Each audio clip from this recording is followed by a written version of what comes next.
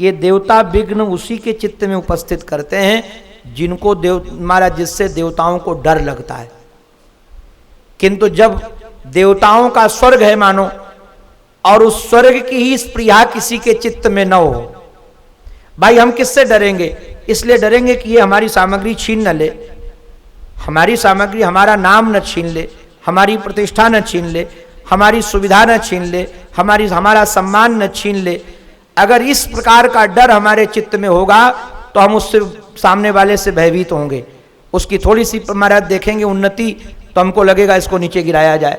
किंतु जब हमने देख लिया कि उस सामने वाले के व्यक्ति के प्रति हमारे सम्मान, हमारी सुविधा को महाराज वो कुछ गिनता ही नहीं है, उसका उधर कोई लगाव ही नहीं है, तो क्या हम उससे द्वेष करेंगे?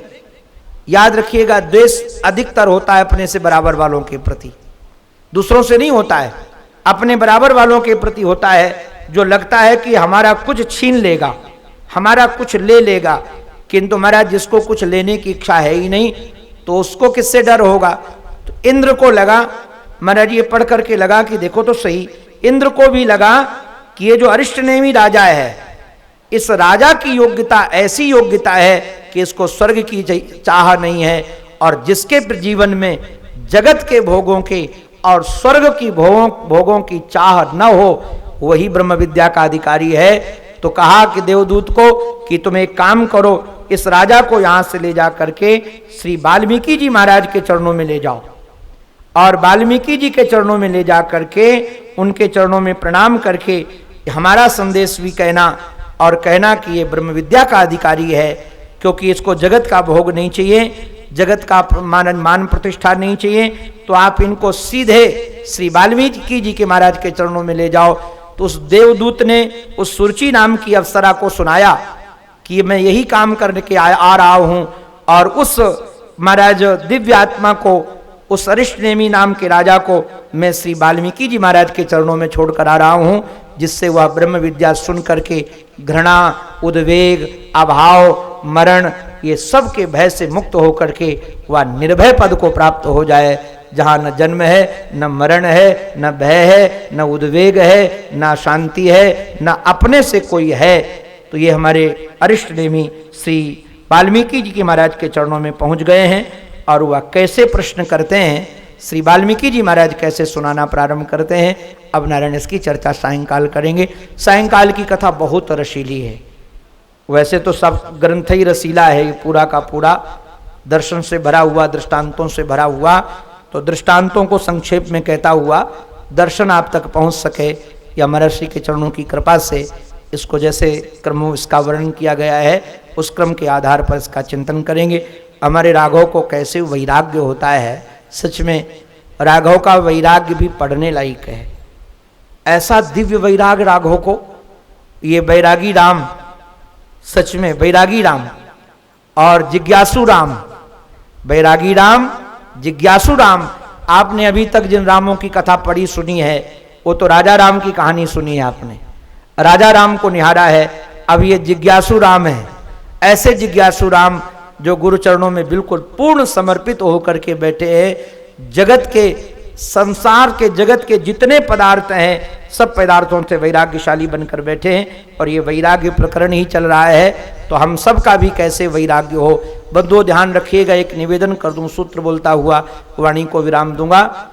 जो घटना विशेष से वैराग्य होता है, जैसे मरघट वैराग्य, मरकट वैराग्य, ये भी वैराग्य है, किंतु ये चिरस्थायी नहीं है, ये चिरस्थायी नहीं है। मरघट का वैराग्य का आवेग थोड़ी देर रहता है, मरघट का वैराग का आवेग भी थोड़ी देर रहता है, और जो गुरु चरणों में बैठ करके विचार पूर्वक वैराग्य होता है, ये जगत को देख लिया गया और विचार पूर्वक जो राम जी के जीवन में, क्योंकि तीर्थाटन कर विराग जागा, ये राम जी तीर्थों में संतों के चरणों में गए। तीर्थों में हमारे आप जैसे मंदिरों में नहीं भटके हैं, मंदिर मस्जिद में नहीं भटके, तीर्थों में जाकर पूज्य संतों के चरणों में बैठे हैं, और श्री संतों के चरणों में बैठ करके जो वैराग्य जागा है वो सच्चा वैराग्य है।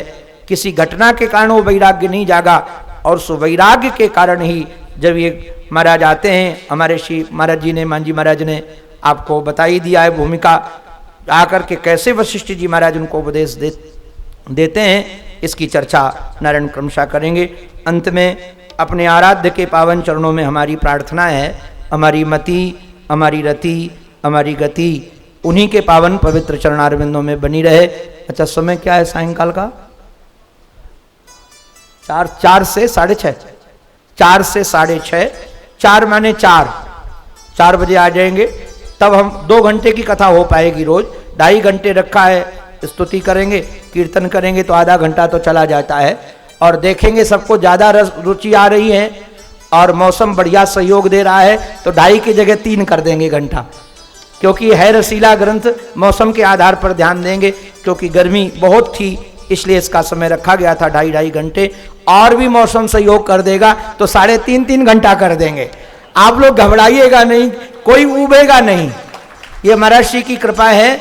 जैसे रस आपको भागवत के ग्रंथ में आता है, आपको उसी प्रकार का रस इसका लालित्य बना रहेगा, आपको दिग्भ्रांति नहीं लगेगी कि भटकता हुआ नहीं लगेगा, तारतम्य इसका बना रहेगा, तो आप सुनने में बिल्कुल उभेंगे नहीं। अभी तो टाइम ये रखा गया है रोज का 4 से 6:30 और प्रातःकाल 8 से 10:30।